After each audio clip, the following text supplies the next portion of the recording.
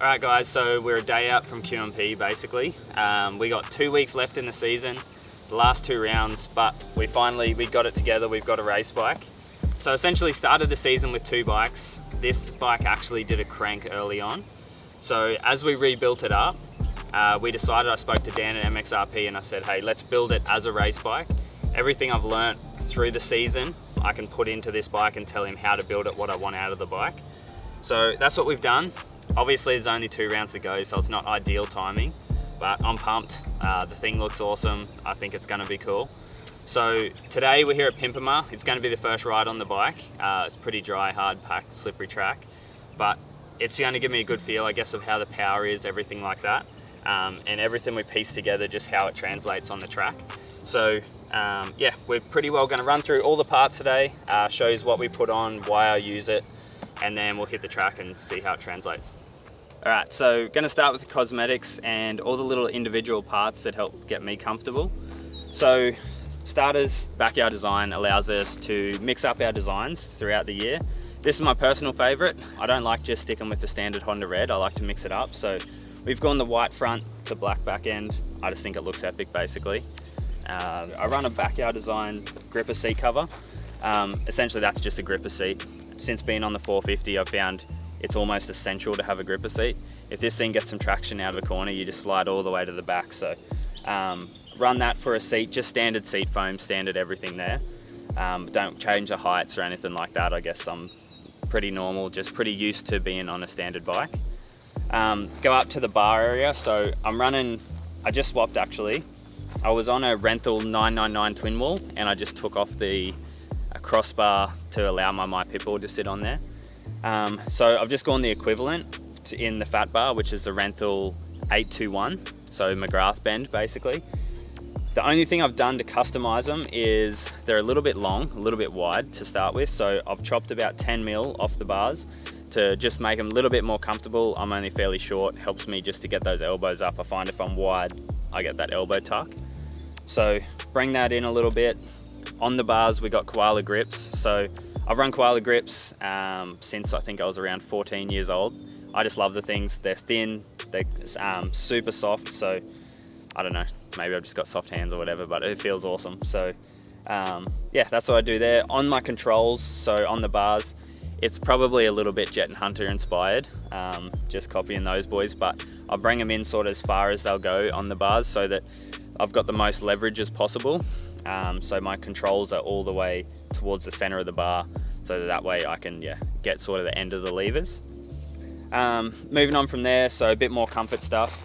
My rear brake pedal is a standard brake pedal cut down and customized from Furnication. So essentially, I can't remember the exact amount that I've taken off it, but it just makes it a way shorter transition from balls of my foot to brake and back. I've run that for I think the last 3 years, and because I've only got a small foot, if I transition up onto the brake pedal, I found on certain boots I'll be up on my heel, and when I'm on my heel then I seem to put more pressure on it. So this way I can sort of just quickly transition forward and back super easy, and I'm a big balls of my feet guy anyway, so it doesn't really affect me as in like tapping the back brake or anything like that. So that to me is just about essential on any bike. I jump on someone else's bike now and I really struggle with the normal size brake pedal I should say.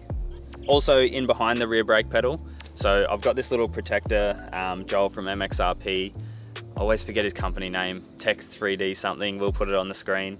He designs us these little covers here. He's actually made them out of like a rubber style thing, so it grips the boot. It's not just super slippery, and all it does, it just protects that that cylinder that keeps the brake fluid. I'm not much of a mechanic. So I grip really hard with my heels, and I actually have worn through about 3 of those. So that thing is again essential for me because they're expensive. From there, again, looking for comfort, so I use Dan MXRP for all my suspension. We've adjusted the setting throughout the year a little bit, and then I was on Hondas last year as well. So essentially what we found I like is a super heavy front end. Basically what I'm chasing there is just feeling. I need to be able to feel my front tire for me to be comfortable. So we've gone a fairly soft initial feel and then a fairly plush fork. I still feel like I get a little bit of harshness occasionally, But I think it's just a trade-off. Like when you want to charge in stuff hard, you sort of need it to hold up and be stiff. So finding that perfect balance, but I feel like the fork setting we've got right now is really good. It gives me that feeling I need. And then also it's super heavy on the front, so I can turn as wherever I want, which is why I like the Honda so much. The shock, again, we've basically done the same thing. We've just got a fairly plush sort of feeling. I'm only light, so I don't like to be too beefy with it. I do sit my sag pretty high, so I've played a little bit with that over the last couple months actually, and I used to be around a 105 sag, and now I'm anywhere between 100 to like 97-ish. So I like that rear end to sit pretty high. I just feel it gives me a little bit more comfort in that rear end. So from there, foot pegs, I run Ballard foot pegs, just extra grip. They're much wider than the standard foot peg, and they're super sharp when you first get them. When they blind off a little bit, I just get the file out, sharpen them up, and it basically just, my feet don't fall off. That's pretty simple. Getting into a bit more performance style stuff and like strength of the bike. So this year is my first year running like race wheels sort of thing, so different style wheels. I've got the Talon rims and hubs from JTR Motorcycles, and we've put stainless steel spokes in there. So the stainless steel spokes do give it a little bit more rigid feel, but the spokes don't go loose. Okay, like with standard wheels, I find like if I smash into something, I pretty well like have to tighten spokes every single ride. I'll have a few come loose. Whereas on these wheels, I don't have that issue. I check the spokes still, but I don't know if I've had to tighten a spoke since I've got these. I actually don't think I have a single spoke. So those things have been really good for that. I just trust them basically. I can hit stuff. I'm someone who, if there's a big ski, I'm not scared to jump out to the flat. So it's good just to have the trust in those wheels, like that extra stainless steel spokes, just to help, yeah, with that extra hit. So nothing too crazy there, just your standard Talon. Anyone can get these from JTR. So chain and sprockets, I have gone down one tooth from standard on the rear. I run Super Sprox alloy sprocket, just nice light sprocket. I've just gone down one tooth because I do like to run third gear, but also at the same time, I don't like a bike to be really jerky off the bottom. I like it to be pretty smooth. And I find it'll still pull third gear with that 48, especially now, hopefully. We've got this race engine, it'll be unreal. Also, on top of that, we've got an EK's chain. I do use an X-ring chain. Just a little bit stronger, it lasts longer. I find on the 450s, if you just use your standard race chain, they just stretch like so quick. Every single ride, you're tightening a thing up, I think there's just so much power on that chain, so much load on it that they just stretch. So I use an X-ring gold chain from those guys, just super strong, doesn't stretch. I know that it's gonna stay strong. Gear shifter and all that, that's just all completely standard. I don't change height, anything with that, just full standard from Honda. On my rims, so I've got MXstore tires. The MXSTs are probably my favorite, and I use them in 90% of like race conditions, but I'll still change my tire. I don't really have a preference other than what track. It's just that tire seems to work for most tracks. But like somewhere today, like out at Pimpama, I will change to the MXIH, like a really hard pack tire. The front, I leave ST 90% of the time, even on like a hard pack track like this. But I'll just change that obviously to track conditions. But the MXstore tires, I find I have done tests in the past, and they're the ones that I come up with that gave me the most comfort. Just constant feel, like say if a turn's slippery, even if the tire's tucking and I can feel it's slippery, I'd much rather that than a tire that gives you sort of false confidence and it's like it's there until it's not and then you're gone. And I find that's what I get from the MXstore. I've just constantly know sort of where my wheels are at, where my tires are at. From there, we've got more into the performance style stuff. So typically I'm always a standard engine guy, but obviously with this bike, I'm building up a race bike. I spoke to Dan and said, at the races this year so far, I feel like even if I nail my start, I'm getting pulled on the start. I'll get out of the gate sweet and then up the straight you get past, and that's the worst feeling ever. It's like, because anyone obviously can twist the throttle up a straight. So I told him that I just want a little bit more torque. I want to be able to grab that gear and the thing's just gonna pull. So he's actually done a fair bit inside the engine now. Going all the way down to, so it was the crank that went, so the full engine was split. While he had everything out, so the gears, all the little steel parts in there, he actually threw that through the tumbler and gave it all a polish. he explained it to me as basically like the gears will shift super easy and quick now, especially off a start. It'll just slide straight into gear without that extra friction. On top of that, it reduces heat. So that is a big thing with the Honda I've found, is they can get hot, especially if you've got a slipping clutch, or which I guess is friction inside the engine. The thing gets hot, and it gets hot quick.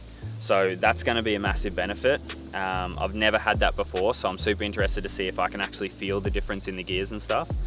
From there we get to more the head. So he's poured and polished the head, seated the valves, everything like that. Those guys can do everything in-house. He's done it all there, chucked it on the dyno, made sure it all runs in together. Then piston, we did go a more high compression piston to give it that little bit extra hit. So a little bit extra torque I'm sort of looking for, bottom end power. We chucked that piston in there, the head work, polished everything up, and essentially that's what we've done on the inside of the engine. Then to the outside, to complement it, he has put a Vortex ignition on there, just so he can finally tune it to what he's got. And then he's tuned it to RU 100 race fuel right now. So typically, again, I don't typically use race fuel, but to get the most out of the engine, we've put in this extra work now, so may as well get the most out of it with some good fuel. In the end, this thing went dynoed up from full stock at 52 horsepower. And I told him I wasn't chasing a ton of horsepower, but through all those little things, we actually got to 57, so it's a pretty massive jump. I feel like I'm gonna hop on this thing and it's gonna be a bit of a rocket, which, hey, that's cool. If I can chuck it in that tall gear and torque it out, I wanna get a good start. I wanna pull people into corners and stuff like that, so I'm pretty excited to get out and ride it. Another thing with the engine, so again, a little bit more cosmetic, I guess, style, but those guys do Cerakoting and stuff, so he's coated the engine. It just, no real performance benefit, it just looks awesome. I think it does scratch less, but to be honest, it just looks sick. So I think that looks awesome. Really the only thing left from there, I'd say, is, massive part again to talking about the power of it, HDS Pipe. Spoke to the guys at JTR at the start of the year and said I need a HDS pipe. I tested a bunch last year. We put them both on the dyno back to back, same day, and the HDS basically just had the best power curve all the way through and continued it to rev out, which is an issue with the Honda. I find the power curve is really steep. It comes up fast, but then drops fast. So the HDS allows it to sort of over rev that little bit extra and then continue pulling. So yeah, massive fan of those pipes. Plus they last longer than anything else. I'm a big fan of them, if you can't tell. Last thing I guess that I can see just here looking at the bike is a Runner Works connection hole shot device. They're just nice, simple. You can chuck them on anything. Super easy to pull up. Yeah, that's pretty well the race bike. I'm stoked with everything we got on it. Brisbane Motorcycles, obviously, I've got to thank them for the bike itself. Without those guys, like, none of this would sort of be possible. So yeah, I'm pumped with what we've come up with. I'm excited to get out and ride it, and we'll let you know once I've actually hit some dirt. More compression.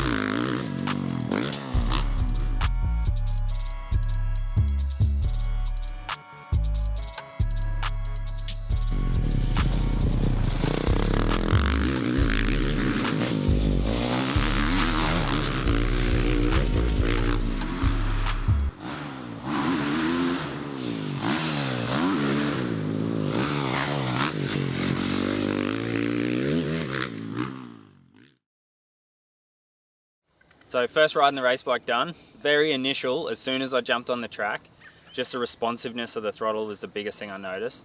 So sort of as you're cruising along, just sort of like, I guess just above idle, cruising on the track, got to the first little jump and just like went the whap, just give it that bit of a hit, and it was just so much more responsive than the other bike. Not a crazy amount more ride off the bottom, but it's more so like right around that mid-range where you really feel it. It pulls so well. I did notice too, like I wasn't charging the track too much today because it was pretty slippery, but I did notice when I come out of turns and I wanted to run it on longer, like for a jump or whatever, it definitely ran on longer than the other bike. So the engine straight away is way better. The chassis and everything is basically the same. I didn't honestly notice too much different. The bars just felt a little bit funny because it was a new set of bars, but we just played with the height and stuff, and yeah, that was about it. So pretty excited because we did a couple starts as well, and the thing hooked up unreal off the start, and I was able to run second gear longer. Like I said, it just pulled longer. So I think off the start it'll definitely help me a lot. So we're going to get the thing cleaned up now, and we're going to head to QMP and hopefully top 3 of these starts.